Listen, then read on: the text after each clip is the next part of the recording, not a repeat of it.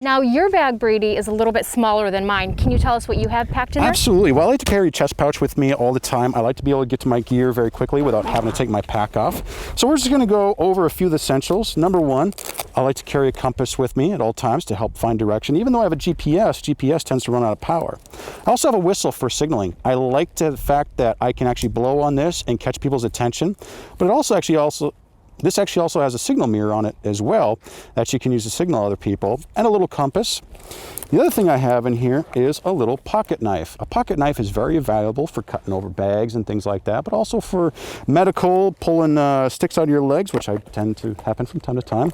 And then finally, I have a flashlight for lighting my way, some shears for medical, in case I run across someone that has injured themselves on the trail and need to give them medical attention, and a multi-tool, because I don't know if you hike Anza-Borrego, but there's something called cholla, and when that gets in your skin, you need pliers to pull it out of your skin. And then in my pack, I have some really important things. And the number one thing, as you can tell, so water is a very important thing. In San Diego, on days like this, sorry, I got like sweat in my eyes. On days like these, we want to make sure we have plenty of water. And I have it in my pack here, and I love this pack. I got it from a local guy, Kip Fox Outfitters.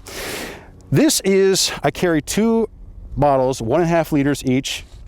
Makes it through 3 liters. Now it can be a little heavy, but the cool thing is the more water you drink, the lighter your pack gets. There you go. And a lot of people don't realize, I don't want to carry water outside. Well, the more you drink, the lighter your pack weighs, and the more hydrated you become. So I always carry 1.5 liters each, so that's 3 liters with me at all times, with a source hydration tube right here.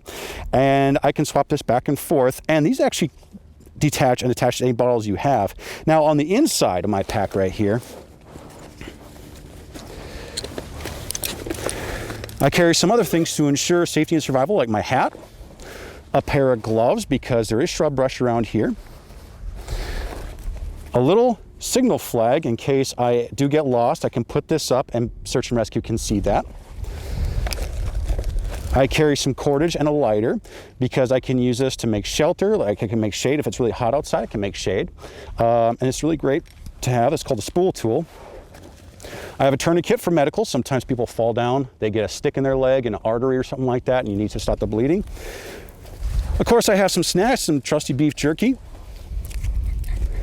I have a headlamp for lighting my way, a little bite and sting kit. Now remember, your first aid kit's going to be about as big as your medical knowledge. You don't have to have a whole bunch of crazy stuff in there. Don't put a bunch of extra weight of medical gear that you really don't have an idea how to use. Like a suture kit, like that sounds great in theory, but unless you know how to suture someone, it's not going to do any good. And then finally, I have a grabber tarp, which you can see is big and awesome to have because I can turn this into a big signal panel. And it turns into a big signal mirror, just like this. And I can create shelter with it, and I can also keep myself warm at nighttime if I happen to get lost.